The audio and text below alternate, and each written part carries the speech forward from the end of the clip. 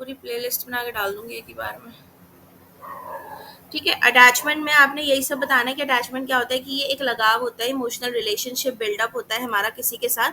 जब हम किसी के साथ रहने लग जाते हैं या किसी से बात करने लग जाते हैं, ठीक है, जब किसी के साथ हम अपनी फीलिंग्स शेयर करना शुरू कर जाते हैं, एक लंबा समय हम किसी के साथ बिताते हैं, ठीक है, जब हमें ये लगता है कि सामने वाला हमारी केयर कर रहा है और कंसिस्टेंटली कर रहा है, ठीक है, एक नहीं, दो बार नहीं, तीन बार नहीं, हमें उससे प्यार होता जा रहा है, तो वो अटैचमेंट होती चली जाती है हमें उस शख्स से। और सबसे पहली अटैचमेंट जो होती है, आप इसके अंदर बताओगे कि हमारे पेरेंट्स से होनी शुरू होती है, क्योंकि हमारे जो पेरेंट्स हैं ये हमें एक सेंस ऑफ सिक्योरिटी देते हैं, ठीक है, हमें ऐसा लगता है कि ये हमारा सेफ हेवन है, ये हमारा जो है एक ऐसी जगह है जहाँ पे हम सुरक्षित हैं, ठीक है, हम आराम से रह सकते हैं, हमारे जो पेरेंट्स हैं, ठीक है, हम अपने पेरेंट्स के साथ जो है अलगाव भी महसूस वो नहीं कर सकते, पसंद नहीं कर सकते। एक छोटे बच्चे की अगर हम बात करें तो एक सेपरेशन जो है वो उसके लिए एक बहुत बड़ी चैलेंज हो जाता है, स्ट्रेस की बात हो जाती है एक बच्चे से, ठीक है। तो आपने इसमें अटैचमेंट के बारे में ये सारी चीज़ें बतानी है,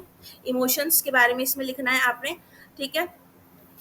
अटैचमेंट थ्योरी आपकी यही है कि किसी की केयर कर, कोई आपकी केयर कर रहा है इमोशंस के साथ, ठीक है, आपके साथ इमोशनल अटैचमेंट जो है वो क्रिएट हो रहा है, ठीक है, बढ़ रहा है, सामने वाला आपके लिए कुछ कर रहा है, स्पेशली आपके जो एडल्ट्स हैं या आपके जो पेरेंट्स हैं, उनका जो बिहेवियर है वो आपके प्रति क्या बोलेंगे, अफेक्टिंग है, ठीक है, केयरिंग है, लविंग है, सिंपैथेटिक है, बिल्कुल भी वो हार्श नहीं होते हैं आप पे, वो आपको बहुत प्यार से चीज़ें समझाते हैं, ठीक है। इसके अंदर आपका इमोशनल और कॉग्निटिव जीवन जो है, दोनों पे अटैचमेंट जो है एक इफेक्ट डालती है, असर डालती है, ठीक है, नेगेटिव और पॉजिटिव दोनों तरीके का असर डालती है। बहुत ज़्यादा लगाव जो है वो नेगेटिव असर डालने लगेगा, और एक लिमिट में लगाव जो है, अटैचमेंट जो है वो एक पॉजिटिव असर डालता है, ठीक है। फिर मेन पॉइंट्स दे रखे हैं इसमें कुछ, तो इनबॉर्न नीड टू अटैच वही है कि जब आप पैदाइशी पैदा हुए हो तो जिसके पेट से निकले उससे एक अटैचमेंट आपको रहेगी। Need of main attachment figure for 2 years continuously, शुरुआती 2 साल में बच्चा पेरेंट्स पे ज़्यादा निर्भर रहता है, तो पेरेंट्स पे ज़्यादा अटैचमेंट रहती है उसकी। कॉन्सिक्वेंसेज ऑफ मेटरनल डिप्रीवेशन, ठीक है, मेटरनल डिप्रीवेशन क्या था, Hmm, छोड़ो इसको, बस 2-3 पॉइंट्स लिख देना। हाउ अटैचमेंट डेवलप्स, तो वही सब बता देना, जब हम किसी के साथ रहते हैं, कोई प्यार करता है, ये सब चीजें। Styles of attachment by Ainsworth, question भी बहुत कम ही आया है। तो एन्सवर्थ की जो अटैचमेंट के स्टाइल्स हैं इसमें भी कुछ खास नहीं है, इन्होंने बस कैरेक्टरिस्टिक्स दे रखी हैं, ठीक है, 2-3 कैरेक्टरिस्टिक्स दे रखी हैं, जैसे कि एक दे रखी है उभयभावी लगाव की विशेषता, एम्बिवेलेंट अटैचमेंट, तो बालक माता पिता को छोड़कर जाने पे अत्यधिक दुखी हो जाते हैं। लगाव की ऐसी शैली बहुत ही असामान्य होती है। शोध ने यह स्पष्ट कर दिया है कि एम्बिवेलेंट अटैचमेंट माता पिता की उपलब्धता के कारण होता है। इस शैली के बालक अपने माता पिता या पोषकों पर निर्भर नहीं रह सकते। एम्बिवेलेंट माता पिता की उपलब्धता के कारण होता है,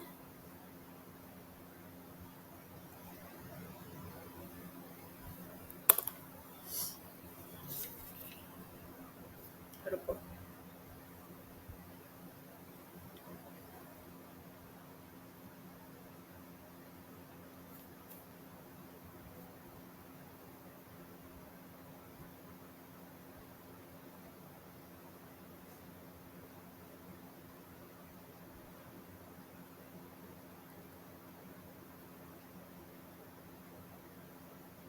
okay okay okay okay. Ambivalent attachment होती है जिसके अंदर मिक्स्ड फीलिंग्स होती हैं,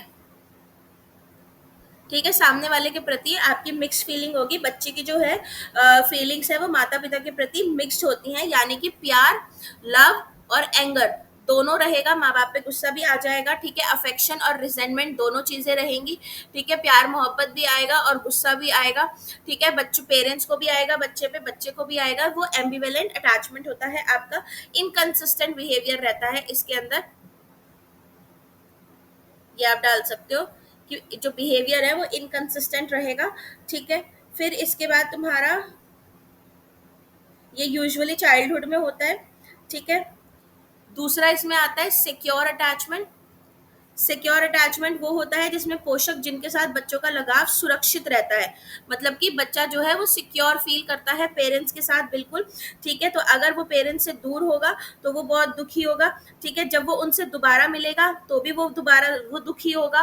ठीक है, क्योंकि एक टाइम के बाद मिल रहा है। ऐसे बच्चे जो होते हैं अपने एडल्ट केयर गिवर्स पर डिपेंडेंट रहते हैं। ये अपने एडल्ट्स पे क्या रहेंगे, डिपेंडेंट रहेंगे, क्योंकि इन्होंने हमेशा यही देखा है कि इनकी छाव में मैं सुरक्षित हूँ। ठीक है, ये सिक्योर वाले होते हैं। और अगर एडल्ट इनसे दूर चले जाते हैं तो ये बहुत ज्यादा डिस्ट्रेस फील करते हैं, सेफ फील नहीं करते, बिल्कुल भी परेशान हो जाते हैं ये सिक्योर अटैचमेंट वाले।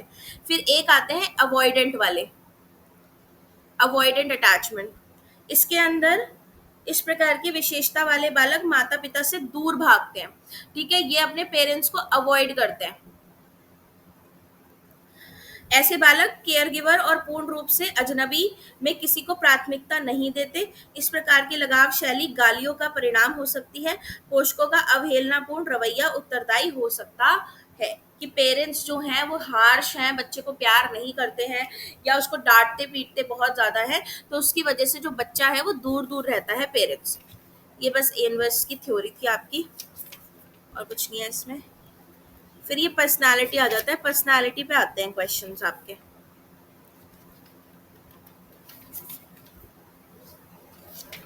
अब हमारा जो मेन क्वेश्चन इसमें बनता है वो आता है पर्सनालिटी, आपका व्यक्तित्व। ठीक है, इसके अंदर बेटा एक डेफिनेशन लिखना आप लोग, एल्पोर्ट की डेफिनेशंस। आप अगर आपको याद है ना, डेफिनेशंस याद आ जा रही है तो जरूर लिख के आना, डेफिनेशंस अच्छे मार्क्स देती हैं। ठीक है, जैसे कि डेफिनेशन है पर्सनालिटी इज द, ये इंग्लिश की बुक में भी होगी, पर्सनालिटी वाले टॉपिक के दूसरे तीसरे पेज पे होगी। Personality is the dynamic organization within individual of those psycho, physical system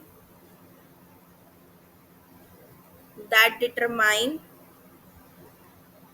his unique adjustment to his environment। ठीक है, एक डायनामिक ऑर्गेनाइजेशन है, डायनामिक यानी परिवर्तित होने वाला, जिस चीज में बदलाव हो सके। तो व्यक्तित्व व्यक्ति में उन मनोदैहिक व्यवस्थाओं का संगठन है जो वातावरण के साथ उसका अपूर्व समायोजन निर्धारित करती है।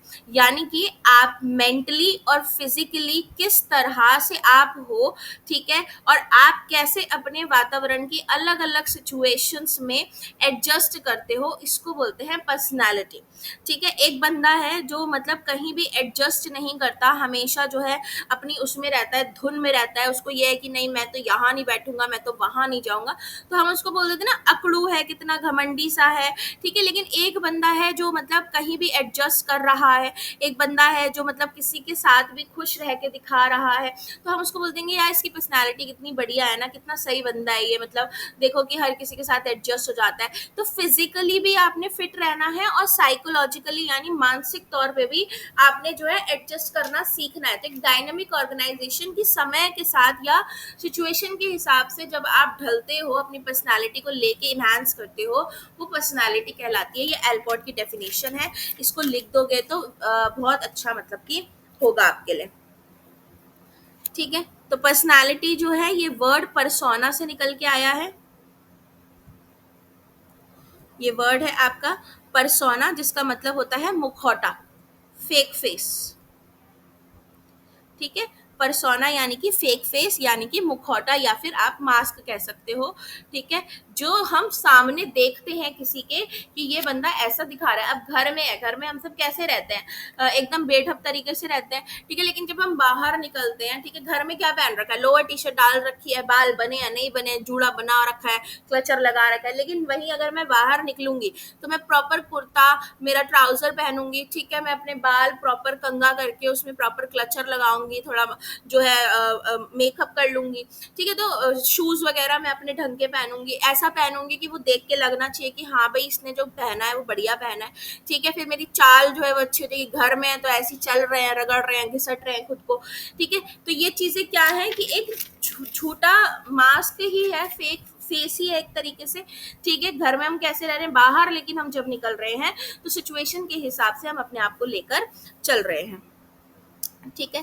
तो व्यक्तित्व का मतलब है आपकी शारीरिक रचना, फिजिकल आपका जो स्ट्रक्चर है, आपका रंग रूप, आपकी वेशभूषा, पहले ये माना जाता था, ठीक है, बाहरी गुणों द्वारा प्रभावित करने वाला व्यक्ति ही सबसे अधिक प्रभावशाली माना जाता था, लेकिन अगर अब देखा जाए तो व्यक्तित्व जो है बेटा उसके अंदर सब चीजें आ जाती हैं कि आप मेंटली कैसे हो, सोशली कैसे हो, ठीक है, आप फिजिकली कैसे हो। पहले तो यही होता था कि भाई पैंट शर्ट पहनी हुई है, मस्त लग रहा है, स्मार्ट लग रहा है, पर्सनालिटी अच्छी है, फिट है बॉडी से, पेट नहीं निकला हुआ, ठीक है, तो ये पर्सनालिटी अच्छी है, लेकिन अब ये भी देखा जाता है कि वो बंदा हर फील्ड में है कैसा, ठीक है। इसके बाद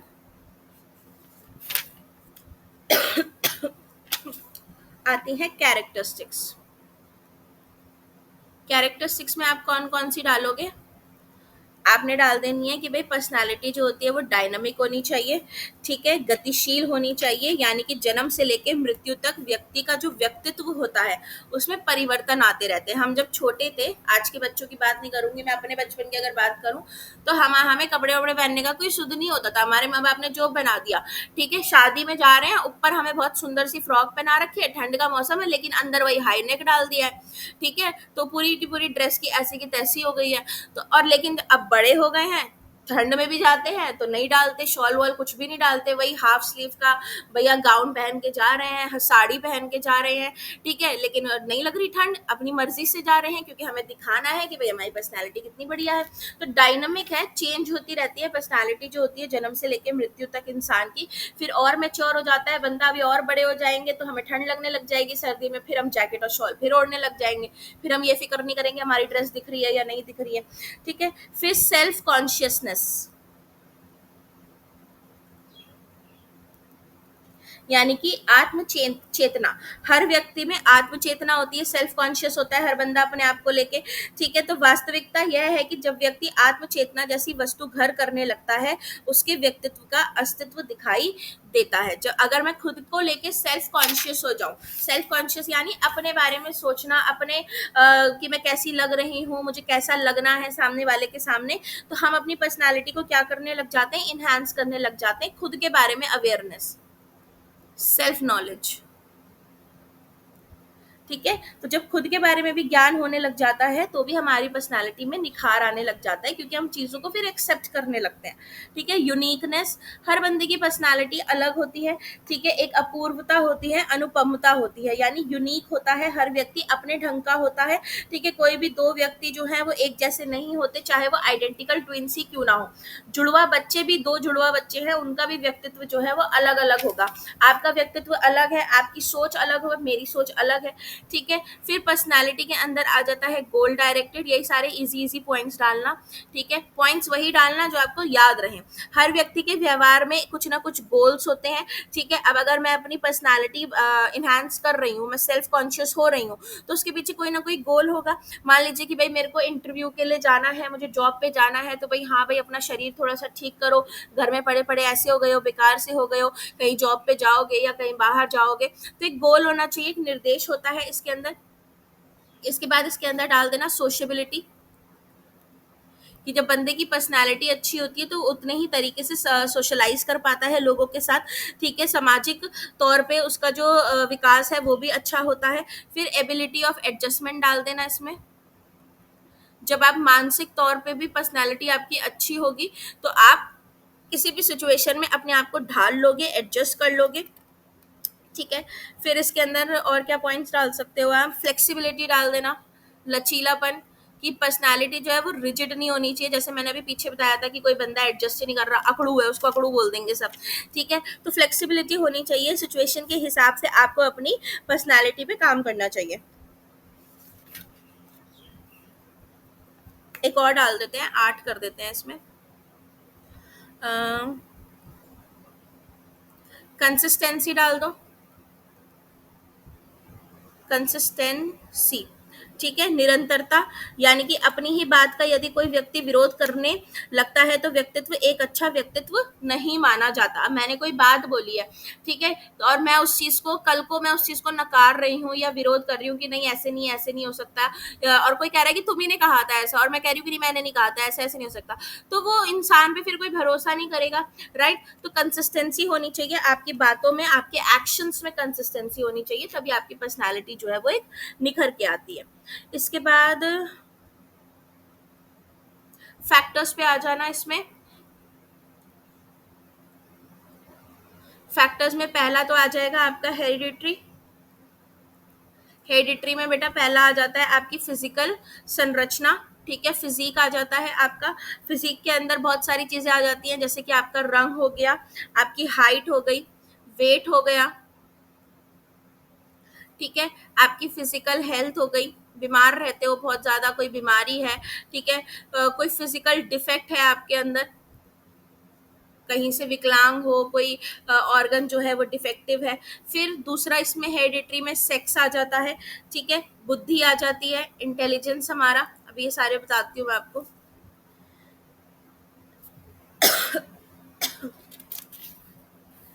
ये आपका हेरिडिटरी कारक है अभी, ठीक है। और फिर हमारे एनवायरनमेंट आ जाता है, ठीक है, और सोसाइटी, सोशल कारक या साइकोलॉजिकल कह सकते हैं उसको, मनोवैज्ञानिक।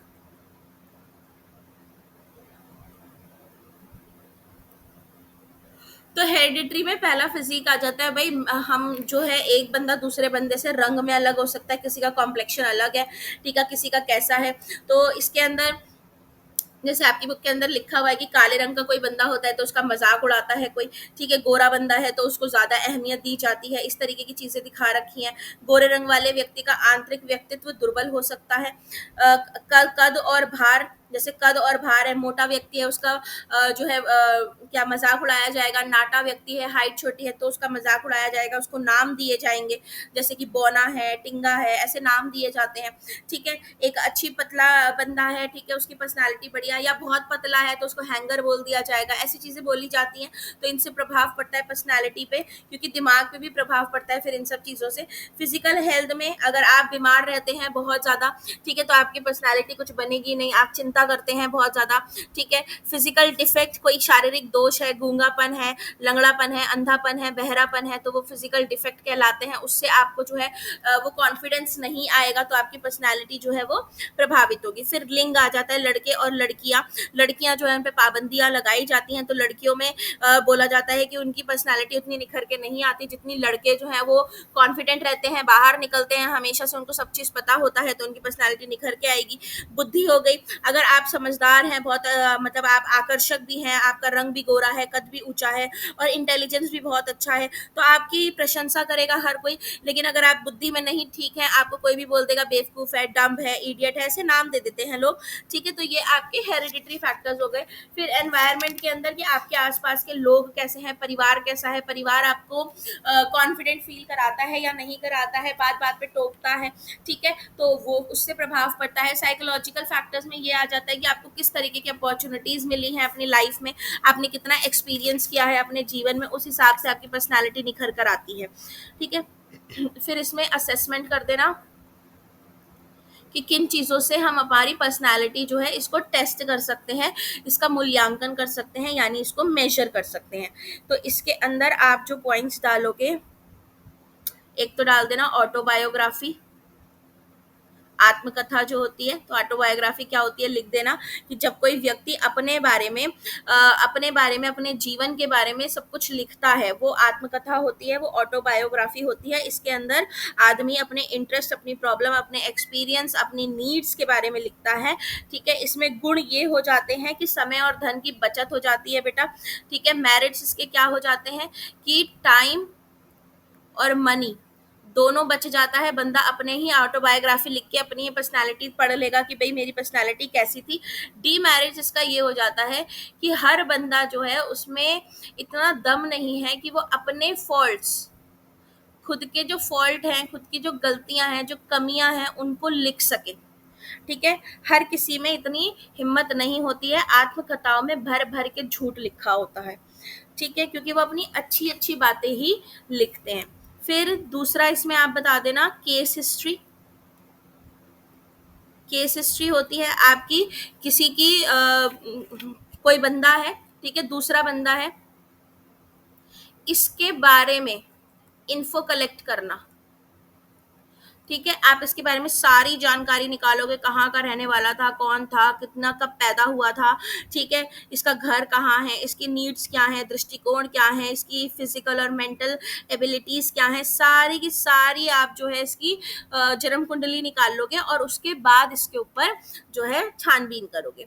फिर एक आ जाता है हमारा इंटरव्यू मेथड डाल देना। इसमें इंटरव्यू यानी सीधे हमने सामने वाले से सवाल पूछ लिए, ठीक है, हमने उससे क्वेश्चंस पूछ लिए और हमने पता लगा लिया भैया ये कितने पानी के अंदर है। अब इंटरव्यू में फायदा क्या है कि अनपढ़ लोगों के साथ भी इसको इस्तेमाल किया जा सकता है।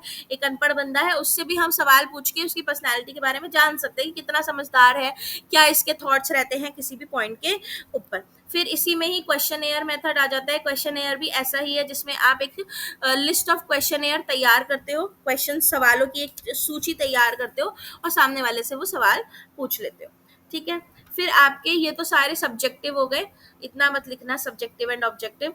फिर ऑब्जर्वेशन मेथड डाल देना कि सामने वाले को बिना बताए हम उसको ऑब्जर्व कर रहे हैं। ठीक है, तो अब जब बिना बताए हम उसको ऑब्जर्व करेंगे, जिसको हम अनकंट्रोल्ड ऑब्जर्वेशन बोलते हैं। जैसे हिंदी की बुक में कंट्रोल्ड और अनकंट्रोल्ड दोनों लिखा हुआ है, तो आप सिर्फ अनकंट्रोल्ड डाल देना कि जब हम बिना बताए किसी को ऑब्जर्व करते हैं तो हमें उसका ट्रू नेचर जो है वो पता चलता है। ठीक है, फिर एक इसमें आप बता देना रेटिंग स्केल। रेटिंग स्केल के बारे में बता देना कि इसके अंदर कुछ लक्षण होते हैं, ट्रेड्स होते हैं। ठीक है, उन ट्रेड्स के आधार पे हम उनको रेटिंग देते हैं।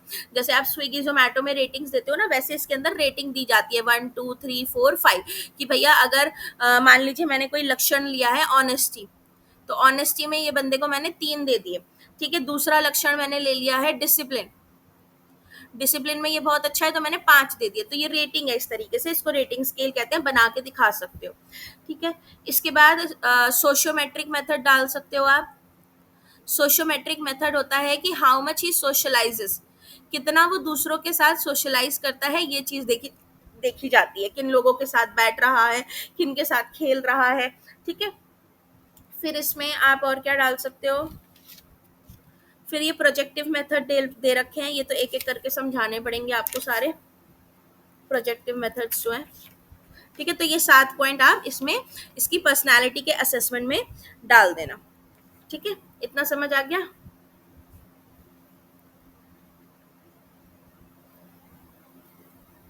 चलो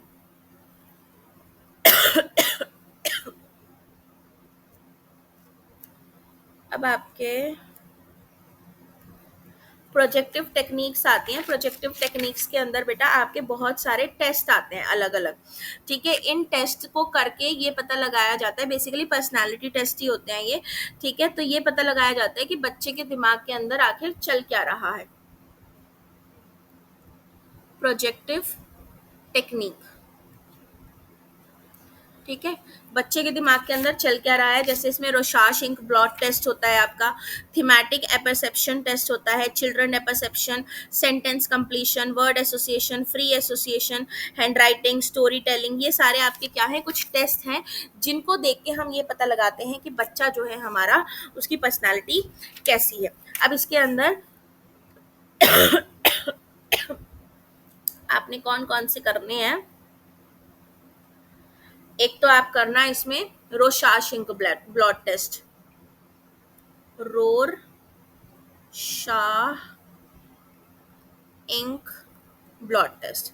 इसमें आपने क्या बताना है कि एक पेपर लिया जाता है, ठीक है, इस पे इंक के कुछ ऐसे धब्बे डाले जाएंगे, ठीक है, इंक डाली जाएगी, ठीक है, उस इंक से जब ये इंक फैलना शुरू होगी तो उससे एक शेप बनना शुरू हो जाएगा। जैसे कि मान लीजिए मैंने इंक डाली और उस इंक से ऐसा कुछ बन गया,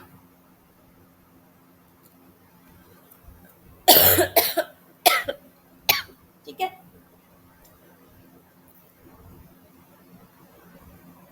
ऐसा कुछ बन गया, ठीक है। अब इसके अंदर आपसे मैं पूछूंगी कि बेटा बताओ ये जो इंक है इससे जो ये आकार बना है ये आकार क्या है, ठीक है। तो हर बच्चा अपना दिमाग लगाएगा, कोई कहेगा कि इंसेक्ट लग रहा है, कोई कहेगा कि बटरफ्लाई लग रहा है, ठीक है, हो सकता है कोई कहते कि बुक लग रही है। सब अपने अपने आइडियाज देंगे कि उनको ये क्या लग रहा है। तो ये बेसिकली रोशाश इंक ब्लॉट टेस्ट होता है, जिससे पता चलता है बच्चे के दिमाग में आखिर चल क्या रहा है, उसका नजरिया कैसा है, वो चीजों को किस तरीके से देख रहा है। तो इसके अंदर बेटा 10 कार्ड्स लिए जाते हैं रोशाश इंक ब्लॉट के अंदर, ठीक है। ये जो कार्ड होते हैं अनस्ट्रक्चर्ड होते हैं, स्थाई के धब्बों से बनी आकृतियां हैं, इनके ऊपर क्या है, इंक ब्लॉट्स हैं, इंक के धब्बे हैं, ठीक है। इन 10 कार्डों में से 5 कार्ड, इनमें से 5 कार्ड्स जो होंगे वो आपके काले रंग की आकृतियां होंगी, उसमें ब्लैक इमेजेस होंगी, ठीक है, ब्लैक इंक डाली गई है। 2 पर काले और लाल होंगे, 2 कार्ड्स पे रेड एंड ब्लैक इंक होगी। फिर 3 कार्ड्स पर बहुरंगी आकृतियां होंगी, यानी कि मल्टी कलर इमेजेस होंगी, मल्टी कलर इंक डाली गई हैं, ठीक है। इन सभी आकृतियों का कोई विशेष अर्थ नहीं होता, रैंडम ऐसी डाल दी जाती हैं। जिस व्यक्ति के व्यक्तित्व का मूल्यांकन करना है उसे 10 कार्ड एक एक करके दिए जाएंगे। पूछा जाएगा कि कार्ड पर बनी इमेजेस में आपको क्या नंबर नजर आता है, आपके लिए यह क्या हो सकता है, इसके बारे में आप क्या सोचते हैं। हर कार्ड को देखने के लिए व्यक्ति जितना समय लेना चाहे उतना समय ले सकता है। व्यक्ति को कार्ड उलट पुलट करके अलग अलग स्थिति में देखने की भी अनुमति है। वो इस कार्ड को उलट पुलट भी सकता है, ठीक है, जितना टाइम लेना है उतना टाइम ले सकता है। बस उसको ये बताना है कि वो इस कार्ड पे बने उस इंक के धब्बे में क्या देख रहा है, वॉट ही सीज, उसको क्या नजर आ रहा है, ठीक है, किस तरीके की छवि उसको दिख रही है या कोई नंबर आपको दिख रहा है। तो इस तरह से आपने रोशाश इंक ब्लॉट टेस्ट जो है वो बताना है, समझाना है, ठीक है। अब इसके अंदर इंटरप्रिटेशन आती है, इंटरप्रिटेशन लिख देना आप इसकी। इंटरप्रिटेशन में क्या लिखोगे कि जब बच्चों को हमने ये चीज करवाई, 1 मिनट रुकना बेटा। इंटरप्रिटेशन, इस टेस्ट की इंटरप्रिटेशन, पहला आता है कंटेंट, विषय वस्तु, ठीक है। सांस फूल गई मेरी, भाग के आई हूँ मैं नीचे से।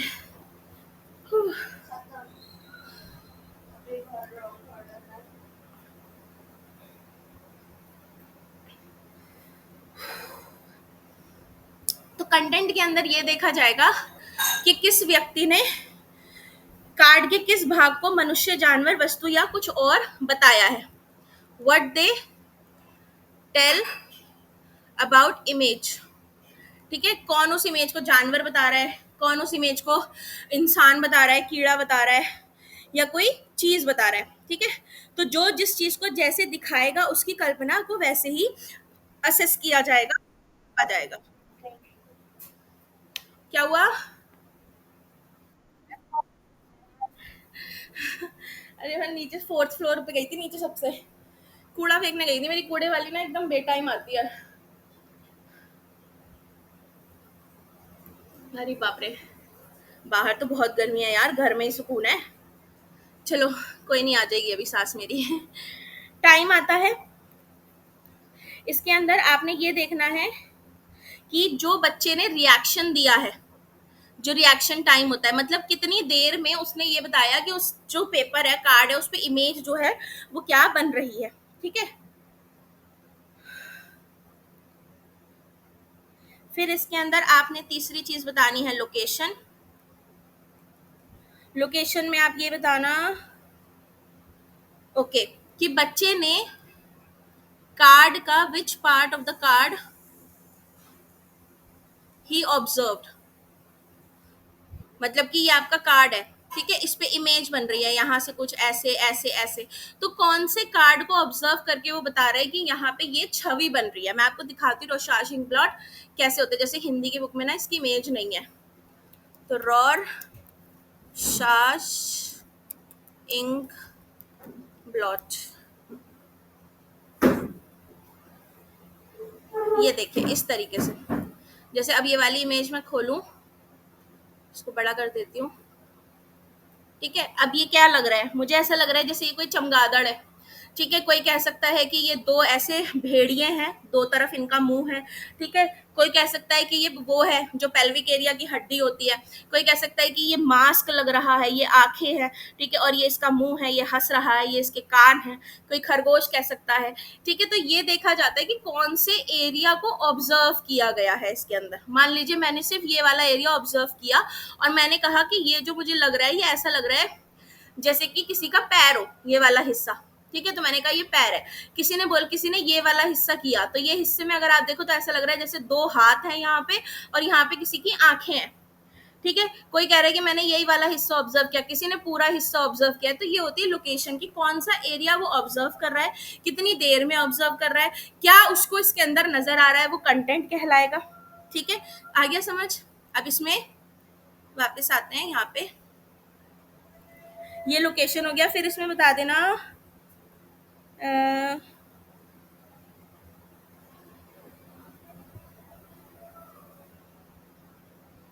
ओरिजिनलिटी डाल देना, चौथा पॉइंट, ओरिजिनलिटी, कि हमें ट्रू आंसर्स मिलते हैं। तो ट्रू आंसर्स मिलते हैं उसी वक्त हमें मिल रहे हैं, बच्चा उसी वक्त देख के उस चीज को बता रहा है, तो हमें मौलिकता मिलती है, बच्चे की पर्सनालिटी की एक ओरिजिनल फॉर्म नजर आती है उस टाइम पे, ठीक है। तो ये रोशार्श हो गया तुम्हारा। फिर आता है TET, thematic,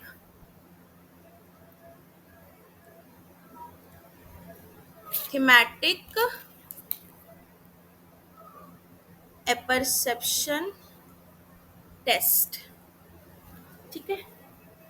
thematic perception test के अंदर आप ये बताओगे कि इसके अंदर बेटा 30 पिक्चर्स होती हैं, चित्र होते हैं, ठीक है। ये डेटा याद रखना, 30 पिक्चर्स होती हैं, जिसमें से इसको डिवाइड करेंगे हम, 10 होंगे मेल, पुरुष, ठीक है, 10 होंगी विमेन यानी फीमेल हमारी, और 10 होंगे मिक्स्ड, दोनों मेल और फीमेल दोनों, ठीक है। प्रत्येक व्यक्ति को 20 चित्र दिखाए जाएंगे, एक पर्सन है, इसको 20 इमेजेस दिखाई जाएंगी, 20 पिक्चर्स दिखाई जाएंगी,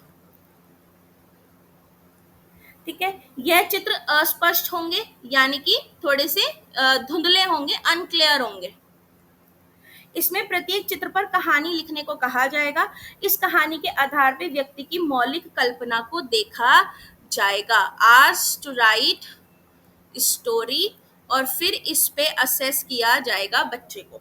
तो एक आदमी का चित्र है, एक औरत का चित्र है, उस पर बोला जाएगा कि भाई इस पे कहानी बनाना शुरू करो। कल्पनाशील परीक्षण भी कहते हैं, व्यक्ति को निश्चित समय में अपने पूर्व ज्ञान के आधार पे चित्र को देख के कहानी लिखती है। तो ये एक इमेजिनेटिव टेस्ट भी कहलाता है, कल्पना का परीक्षण भी कहलाएगा कि बच्चा किस तरह कल्पना कर पाता है। इसके बाद जो चित्र है ये 1 मिनट तक के लिए दिखाया जाएगा बच्चे को, ठीक है, और अगले 3-4 मिनट में कहानी लिखनी होगी, और कहानी जो है उसके लिए 3-4 मिनट दिए जाएंगे।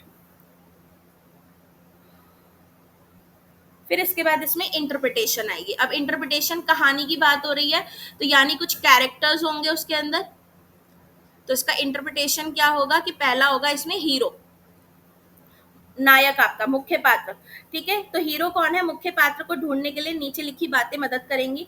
व्यक्ति जिसके साथ अधिक रुचि दिखाए वह मुख्य पात्र है, ठीक है। जिसके साथ उसका लिंग, आयु और पद मिले। व्यक्ति अन्य में किसी एक पात्र से अपना संबंध अधिक दिखाए, पात्र को हम मुख्य पात्र कहते हैं। हीरो कौन होता है, जिसकी विजिबिलिटी जो होती है वो ज्यादा होती है, मोर अपीयरेंस, जो हमारी कहानी में सबसे ज्यादा बार दिखाई देगा वो हमारा क्या कहलाएगा, मुख्य पात्र, हीरो कहलाएगा। फिर इसके अंदर दूसरी चीज आप बताओगे नीड्स, कि जो हीरो होगा हमारा, ठीक है, उसकी कुछ आवश्यकताएं होंगी जो उस कहानी के अंदर हम बताएंगे। ये जो नीड्स होंगी ये उसका क्या होगी, मोटिवेशंस होंगी, अभिप्रेरणा होंगी। ठीक है, फिर आएगा दूसरा शक्ति, तीसरा द प्रेस। ठीक है, व्यक्ति के मुख्य पात्र पे कौन कौन सी शक्ति प्रभाव डाल सकती है, इसके लिए हमें वातावरण को जानना होगा। ठीक है, वो किस एनवायरनमेंट के अंदर हमारा जो हीरो है वो रह रहा है और उसके अंदर कौन कौन सी पावर्स हैं, कौन कौन सी ऐसी चीजें हैं, ऐसे फैक्टर्स हैं जो हमारे हीरो पे प्रभाव डाल रही हैं, हमारे हीरो की शक्तियों पे प्रभाव डाल रही हैं। और लास्ट आएगी हमारी कहानी में आउटकम। ठीक है, कि यह जानने से पूर्व कि मुख्य पात्र का रास्ता आसान था या कठिन, हमें भिन्न भिन्न शक्तियों को जानना चाहिए। आउटकम्स उसके, कि इसका हीरो की जो लाइफ रही, जो हमने स्टोरी बनाई वो कैसी थी, सैड एंडिंग हुई उसके अंदर, हैप्पी एंडिंग हुई उसके अंदर, ठीक है, इसकी लाइफ में स्ट्रगल था या बहुत इजी स्मूथ लाइफ थी, ये हम इंटरप्रेट करवाएंगे बच्चों से उन कहानियों के जरिए से। ठीक है, टैट समझ आ गया? कुछ कह रहे हो बेटा? क्या? हाँ। वैसे ये क्वेश्चन तुम्हारे चॉइस में ही आते हैं, मुझे याद है मेरे में आया था तो मैं छोड़ के आ गई थी। ठीक है, क्योंकि इतनी डिटेलिंग याद रहती नहीं है वहां पे बैठ के। फिर इसमें तीसरा आ जाता है कैट।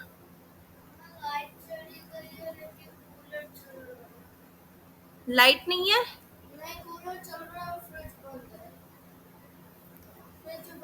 लाइट है, देखो एक बार। अच्छा ठीक है, बाद में बात करते हैं। Children appreciation test. ठीक है,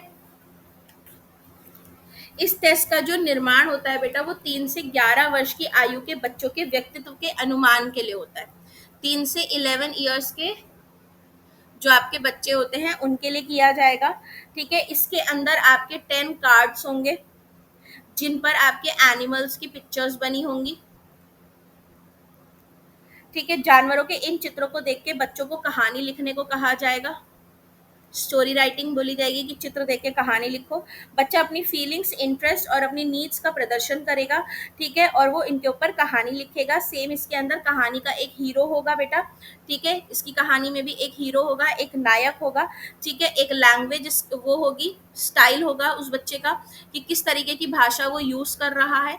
ठीक है, और कहानी का आधार, बेस ऑफ स्टोरी होगा कि किस चीज के ऊपर उसकी कहानी आधारित है। ठीक है, जैसे कि लालच के ऊपर है या ईमानदारी के ऊपर है वो जो कहानी है। ठीक है, फिर कौन कौन से ऑब्जेक्ट्स बच्चा इस कहानी में यूज करेगा, कहानी का अंत कैसा होगा, एंडिंग कैसी होगी, हैप्पी या सैड होगी। ठीक है, और बच्चा उस चीज में क्या सोच रहा है, बच्चे की जो क्या बोलेंगे परेशानी है, चिंता है, ठीक है, वो क्या है, प्रॉब्लम, इस चीज का अनुमान इसके अंदर लगाया जाएगा। ये आपका कैट होता है। फिर चौथा आ जाता है आपका वर्ड एसोसिएशन।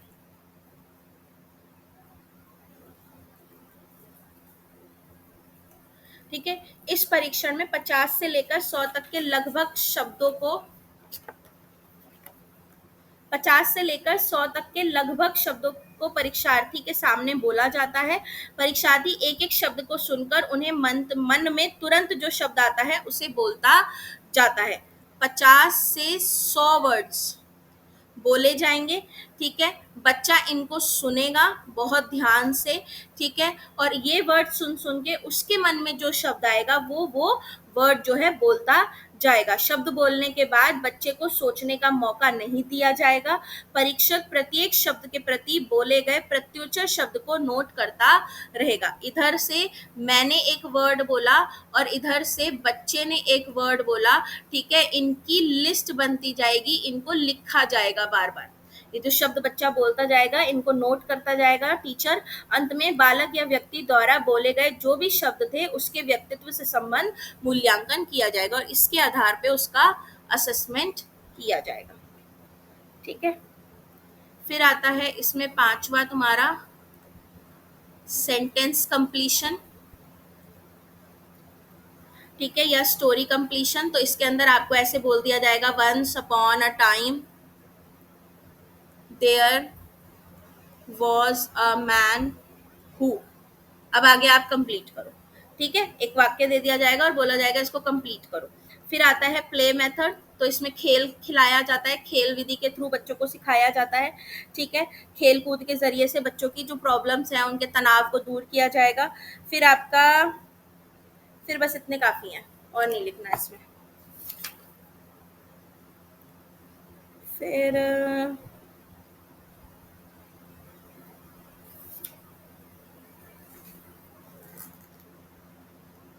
इसमें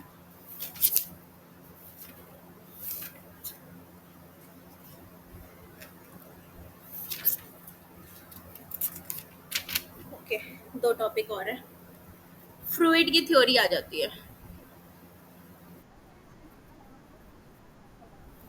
साइको ड्रामा, नहीं नहीं, साइको ड्रामा तो वो हो जाता है जिसमें नाटक ड्रामा करते हैं ना बच्चे स्टेज पे, अभिनय, वो हो जाता है। और प्लेवे मेथड में सब कुछ आ जाता है, खेल कूद, प्लेग्राउंड में ले जाके बच्चों को खिला रहे हैं, या क्लास में कोई ऐसी एक्टिविटी करा रहे हैं जिसमें बच्चा खेल रहा है, अलग अलग चीजें दे रहे हैं उसको, जैसे कि बिल्डिंग ब्लॉक्स हो गए तुम्हारे, चिकनी मिट्टी हो गई, सैंड हो गई, ये सारी चीजें दे रहे हैं, वो खेल में आ जाता है। चलो, फ्रूइड्स थ्योरी ऑफ पर्सनालिटी डेवलपमेंट, फ्रूइड की थ्योरी है। ठीक है, इनका पूरा नाम था बेटा सिगमंड फ्रूइड। ये भी आपके शायद ऑप्शन में ही आती है, सिगमंड फ्रूइड की जो थ्योरी है। ठीक है, इनका पूरा नाम सिगमंड फ्रूइड था। इन्होंने तुम्हारी पर्सनालिटी के ऊपर ये थ्योरी दी थी। इन्होंने तीन चीजें बताई थी हमें, इड, ईगो और सुपर ईगो होती है। इस लैब पे तो चीटियां आ जाएंगी, अभी फ्रिज में डाल दो उसको। ठीक है, तीन इनके अंदर इनकी वो थी, क्या बोलते हैं, स्टेजेस थी, स्टेजेस नहीं कहते इसको, तीन टाइप्स कहते हैं, कि इन्होंने तीन टाइप्स दिए थे पर्सनालिटी के, इड, ईगो और सुपर ईगो। अब जो इड होती है हमारी, जिसको हम इड ही बोलते हैं, हिंदी में भी इन्होंने इड ही लिखा हुआ है। ठीक है, तो इड व्यक्तित्व से संबंधित पाश्विक प्रवृत्तियां और अनैतिक भावनाओं का संग्रह है। अनैतिक यानी कि इसके अंदर जो आपका पर्सन होगा वो बहुत ज्यादा इमोरल होगा बेटा, मोरालिटी उसको बिल्कुल, उसको नहीं पता कि नैतिकता क्या होती है। ठीक है, फ्रूइड ने इसे मूल प्रवृत्तियों का कोष कहा है। इसका कार्य ऊर्जा या तनाव की मात्रा को तुरंत विसर्जित करना है, जो अंगों में आंतरिक और बाह्य उद्दीपन के द्वारा उत्पन्न होता है। इड का यह कार्य जीवन के मूल तत्वों, देखो इसको मैं बताऊंगी आसान भाषा में, ये नहीं है।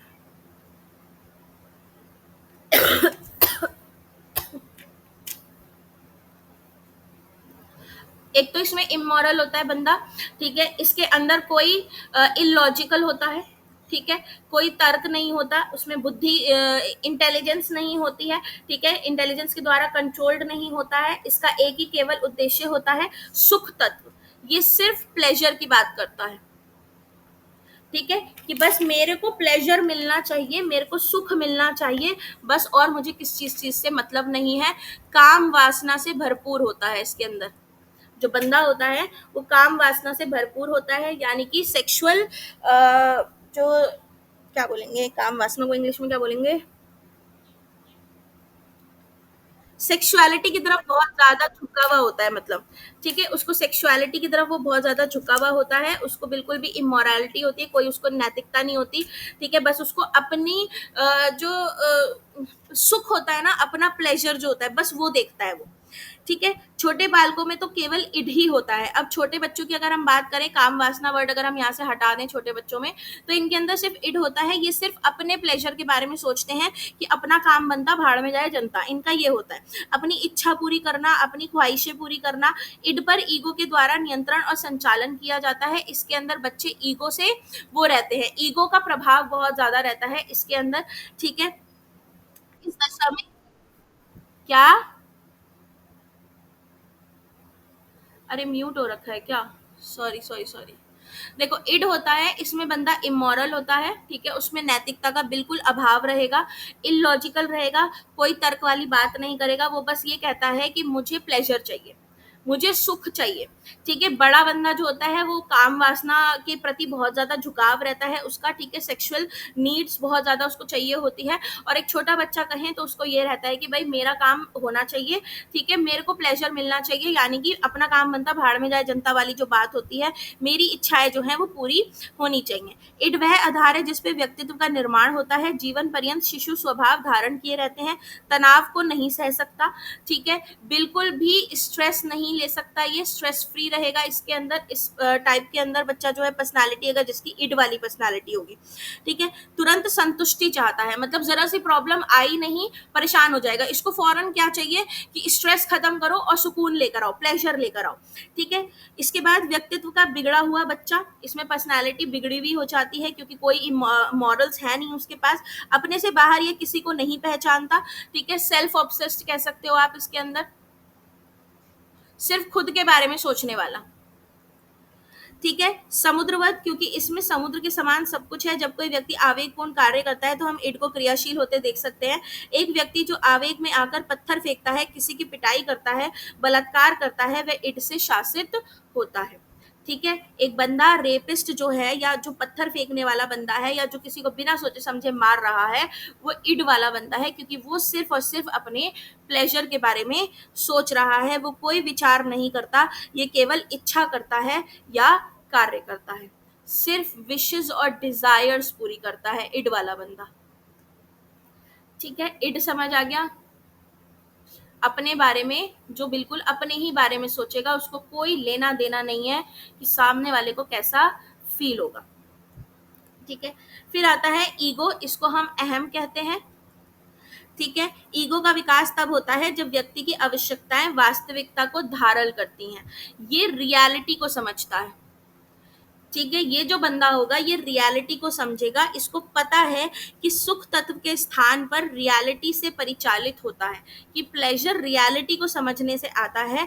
इसका उद्देश्य ऊर्जा के विसर्जन को तब तक स्थगित रखना होता है जब तक कि इस विषय की प्राप्त न हो जाए, आवश्यकता की पूर्ति होती है। बालक को यह सीखना होता है कि भूख लगने पे प्रत्येक वस्तु मुंह में नहीं रख ली जाती है। ठीक है, अब यहाँ पे क्या है कि अगर नीड्स या डिजायर पैदा हो भी रहे हैं तो भी ये बच्चा जो है रियलिटी को अहमियत देगा, प्लेजर को नहीं। ये नहीं है कि भूख लग रही है तो कुछ भी मुंह में रख लिया, प्यास लग रही है तो कुछ भी मुंह में डाल लिया। ठीक है, एक बच्चा जो वास्तविकता को समझ रहा है उसको ये पता चलेगा कि भूख लग भी रही है तो मुझे इसको कंट्रोल करना है जब तक मुझे वो चीज नहीं मिल जाती जो खाने लायक है या जिसको मैं खा सकता हूँ। उसे भोजन को पहचानना सीखना होता है, तब तक खाना स्थगित करना पड़ता है जब तक कि वह किसी खाद्य पदार्थ को देख नहीं लेता, और अगर वो नहीं ऐसा करता तो उसे कष्टकारी अनुभव हो सकते हैं। ठीक है, तो इसके अंदर रियलिटी को वो पहचानेगा। जो व्यक्ति उचित रूप से समायोजित होता है, ईगो उसके व्यक्तित्व का कार्य संपादक होता है। इड व सुपर ईगो को नियंत्रित तथा शासित करता है, समग्र व्यक्तित्व के हित तथा उसकी दूरस्थ आवश्यकताओं की पूर्ति के लिए बाह्य जगत से संपर्क बनाए रखता है। ये दूसरों के बारे में मतलब थोड़ा लॉजिकल सोचता है ये। ठीक है, मॉरल्स इसके अंदर डेवलप हो जाते हैं थोड़े। ठीक है, मॉरल्स डेवलप हो जाते हैं, रियलिटी को समझना शुरू कर देता है। इड और सुपर ईगो इन दोनों को कंट्रोल करता है, ये बंदा अपनी इड और अपनी सुपर ईगो को कंट्रोल करता है, यानी जिस चीज में प्लेजर मिलता है उस चीज पे भी ये कंट्रोल करेगा। ठीक है, और सुपर ईगो अभी हम आगे देखेंगे क्या होता है। फिर आता है हमारा तीसरा सुपर ईगो। सुपर ईगो क्या है? परा अहम जिसको बोला जाता है। ठीक है, ये व्यक्तित्व का तीसरा प्रमुख अंग है जिसमें मॉरल या विवेचक शाखा है। इसके अंदर बंदा जो होता है बेटा मॉरल्स को बहुत ज्यादा वैल्यू देता है, बहुत ज्यादा वैल्यू देगा। ठीक है, आदर्श का प्रतिनिधित्व करता है, आइडियल्स होते हैं इसके कोई ना कोई इसके अंदर। सुख या यथार्थ के बजाय पूर्णता की ओर उन्मुख होता है, प्लेजर को इम्पोर्टेंस नहीं देता इसके अंदर बंदा। सुपर ईगो व्यक्ति की आचार संहिता है, नियंत्रित करने में माता पिता और समाज का हाथ होता है। पेरेंट्स और सोसाइटी जो होती है ये डेवलप करती है सुपर ईगो। ठीक है। जिस तरह के पेरेंट्स और समाज हमें बचपन से सिखाएंगे, बालक को ना केवल ये सीखना पड़ता है कि उसे सुख प्राप्त करने और कष्टों से बचने के लिए यथार्थ तत्व रियलिटी का पालन करना है, बल्कि माता पिता के नैतिक आदर्शों के अनुसार व्यवहार भी करना पड़ता है। तो रियलिटी के साथ साथ उसको मोरालिटी पर भी चलना है। ठीक है, रियलिटी को भी समझना है कि वास्तविकता क्या है, प्लस उसको नैतिक आदर्शों का भी पालन करना है। ठीक है। सुपर ईगो व्यक्तित्व में समाज के उन परंपरागत मूल्यों आदर्शों का परिणति है जो माता पिता से बालक को प्राप्त होते हैं। तो इसमें मॉरल्स लिख देना सारे, जैसे ऑनेस्टी हो गई, ठीक है, डिसिप्लिन हो गया, पंक्चुअलिटी हो गई, आपका टॉलरेंस हो गया, ठीक है, रिस्पेक्ट हो गया। तो वो सारे मॉडल्स जो हमें हमारे माँ बाप से मिलते हैं, उन सबको बच्चा इसके अंदर रिप्रेजेंट करता है। प्राथमिक रूप से इसका लक्ष्य उन प्रवृत्तियों को नियंत्रित करना, संचालित करना होता है जिनका अनियंत्रित अभिव्यक्तिकरण समाज की स्थिति को खतरे में डाल सकता है। तो उन चीजों को कंट्रोल करना जिससे समाज खतरे में आ सकता है, वो सुपर ईगो होता है, बड़ा अहम। ठीक है।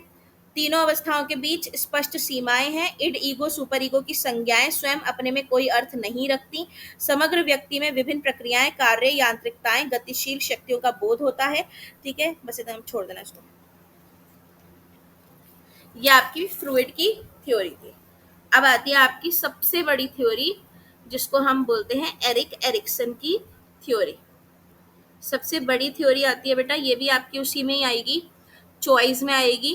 तो आसान तरीके से बताऊंगी, याद रह जाए तो लिख देना, ना याद रहे तो छोड़ देना।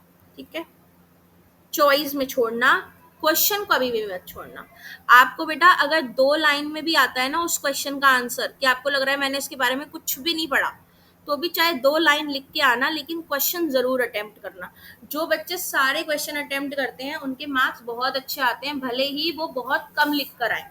और जो बच्चे अच्छा लिख के भी आ रहे हैं लेकिन क्वेश्चंस पूरे अटेम्प्ट नहीं कर रहे, मैंने देखा है उनके मार्क्स हमेशा कम आते हैं। तो क्वेश्चन आपने सारे अटेंड करने हैं, चाहे आप 2 लाइन 4 लाइन ही उस चीज के बारे में लिख के क्यों ना हो, कि आपको बिल्कुल ही नहीं आ रहा है तो आपने कुछ भी 2-4 लाइन उसमें लिख दी है, ऐसी कुछ भी बना के। ठीक है, अब देखो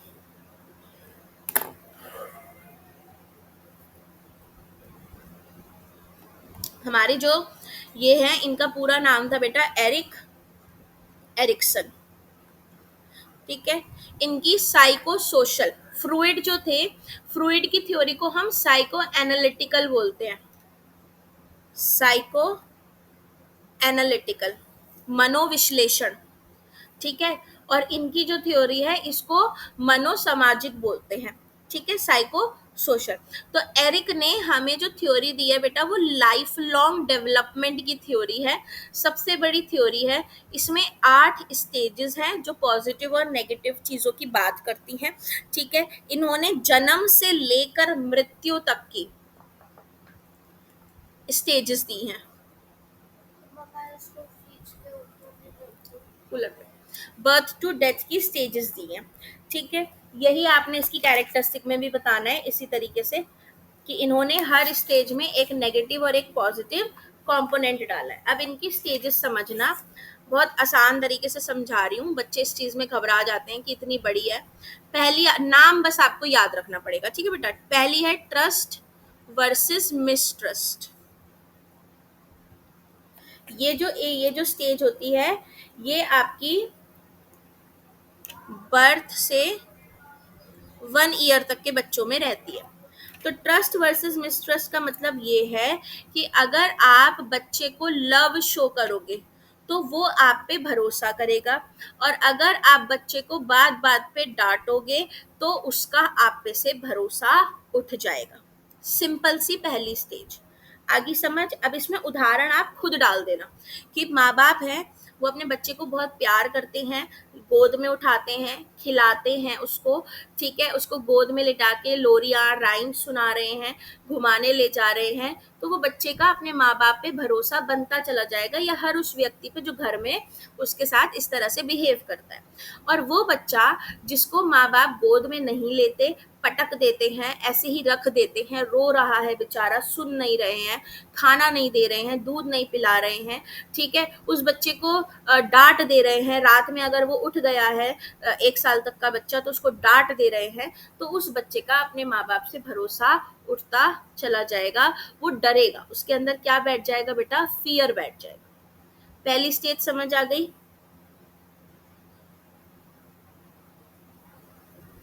दूसरी stage, autonomy versus shame and doubt.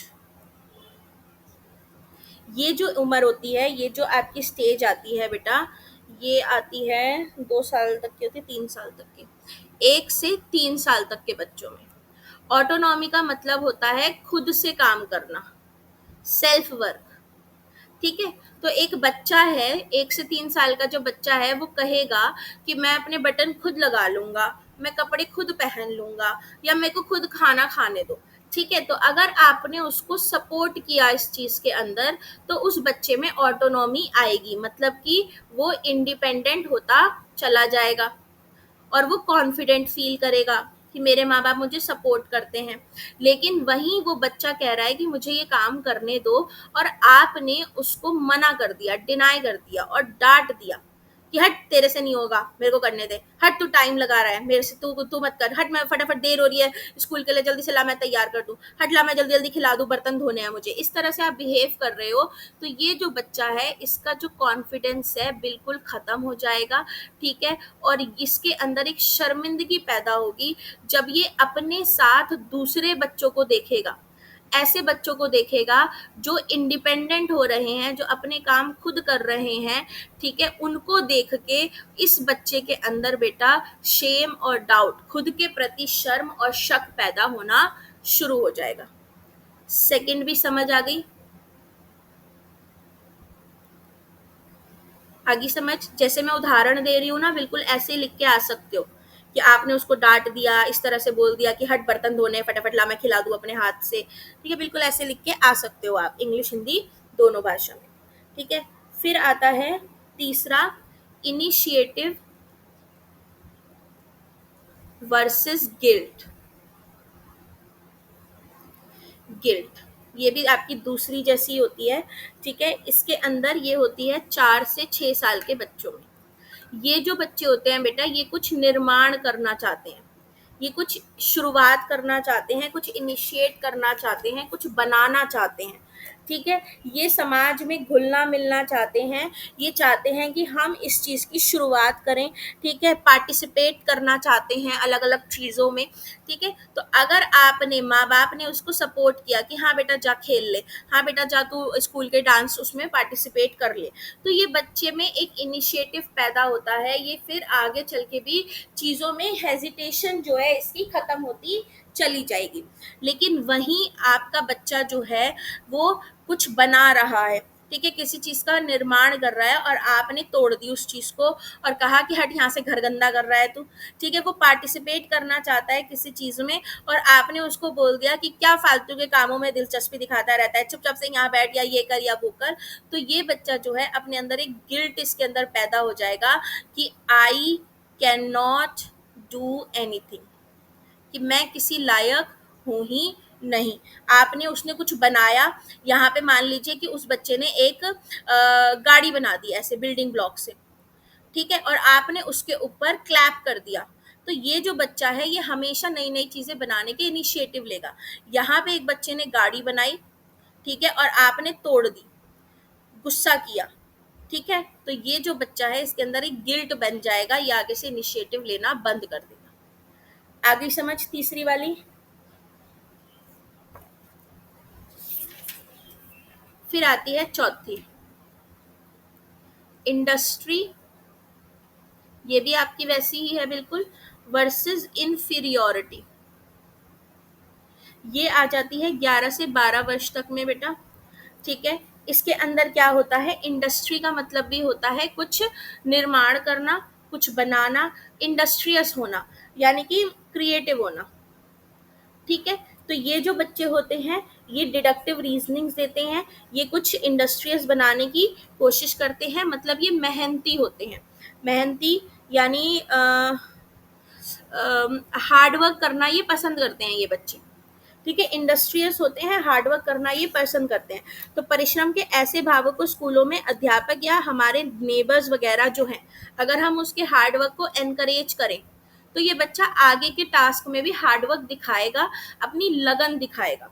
Inferiority, ये बच्चा हार्ड वर्क दिखा रहा है लेकिन हमने इसको डिस्करेज कर दिया, हमने बोला तेरे तो बस की ही नहीं है, मतलब इसने कुछ मेहनत की लेकिन हमने उस बच्चे से थोड़ी सी मिस्टेक हो गई या वो काम में सफल नहीं हुआ तो हमने उसको क्या करना शुरू कर दिया, तेरे तो बस की नहीं है, तेरे से तो कुछ हो ही नहीं सकता, इस तरीके की बातें करनी शुरू कर दी। तो जब हम इस तरीके की बातें करनी शुरू करेंगे तो इस बच्चे के अंदर इनकॉम्पिटेंस की भावना पैदा होने लगेगी। ये सोचेगा कि मेरे को तो कुछ आता नहीं है, ये दूसरे बच्चों से खुद को कंपेयर करना शुरू कर देगा कि ये सुपीरियर हैं और मैं इंफीरियर हूँ, शाय रहना लग जाएगा, छुपने लग जाएगा, हेजिटेट करने लग जाएगा, हाइड करेगा खुद को। ठीक है, आ गई समझ ये वाली भी। फिर आती है ego identity versus role confusion. ये होती है बेटा 12 से आपकी मान लीजिए 20 साल तक के बच्चों में। ठीक है, एडोलेसेंस, किशोर अवस्था होती है बेसिकली, एडोलेसेंस डाल देना आप इसमें। ठीक है, इसके अंदर बच्चा खुद से ये पूछता है मैं कौन हूँ, हु एम आई। इसमें बच्चे जो होते हैं अपनी पहचान ढूंढने की कोशिश करते हैं बेटा। ठीक है, इनके ऊपर एक रिस्पॉन्सिबिलिटी बनने वाली होती है क्योंकि ये किशोर अवस्था से निकल के एडल्टहुड में जा रहे होते हैं। ठीक है, तो जब हम एडल्टहुड में घुसते हैं तो हमारे ऊपर बहुत सारी रिस्पॉन्सिबिलिटीज आ जाती हैं, हमें करियर की टेंशन जो है ये सताने लगती है।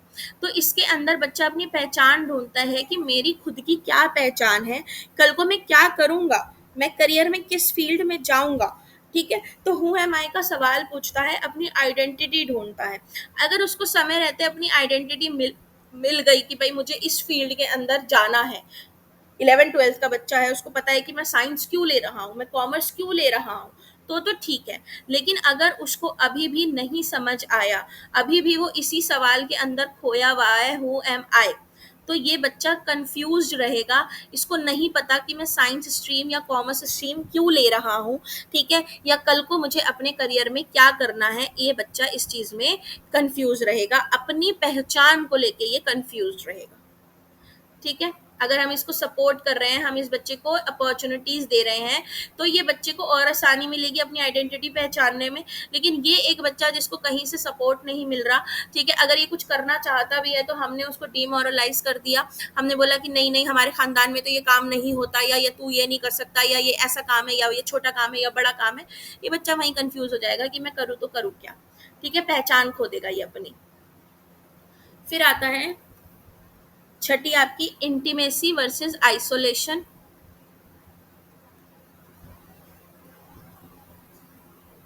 ये स्टेज आपकी आ जाती है बेटा 20 से 30 तक। ठीक है, इसके अंदर आप रिलेशनशिप्स बिल्ड करने की सोचते हो, यानी गृहस्थी बसाने की सोचोगे।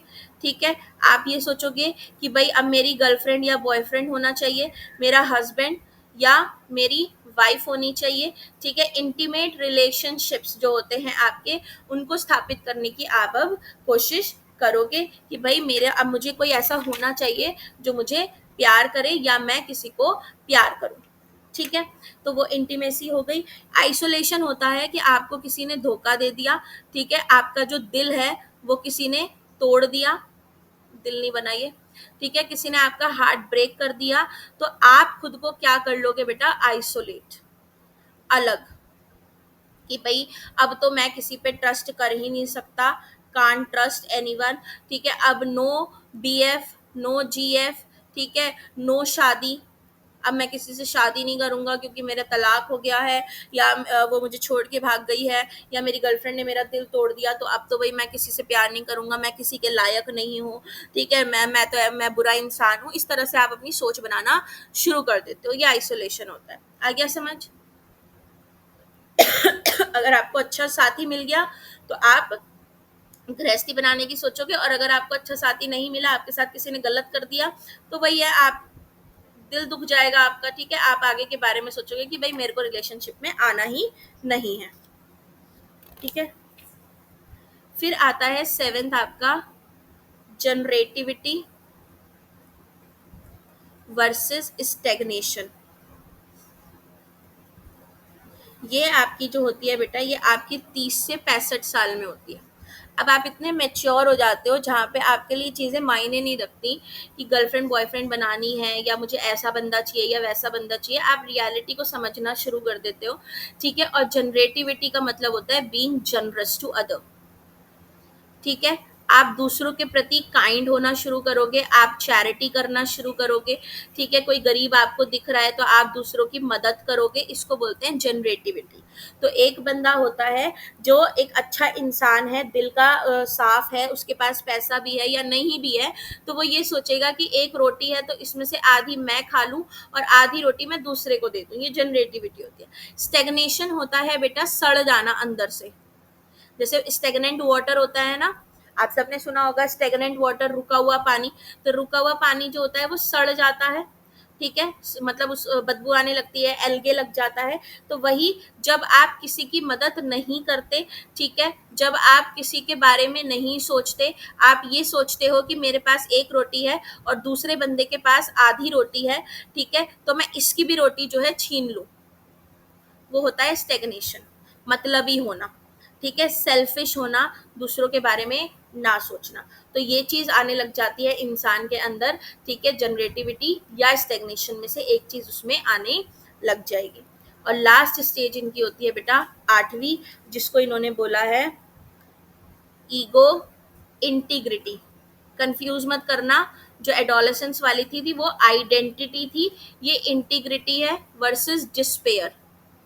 ये आपकी 65 साल से अबव वाले में आएगी, ठीक है। अब वो जितने भी साल जिए, इंटीग्रिटी क्या है कि आपने जब आप 65 साल के हो गए तो आपने पीछे मुड़ के देखा, मुड़कर देखा, ठीक है, क्या देखा कि आपके जो बच्चे हैं, ठीक है, ये स्टैब्लिश्ड हैं, वेल सेटल्ड हैं, ठीक है, आपके जो ग्रैंड चिल्ड्रन हैं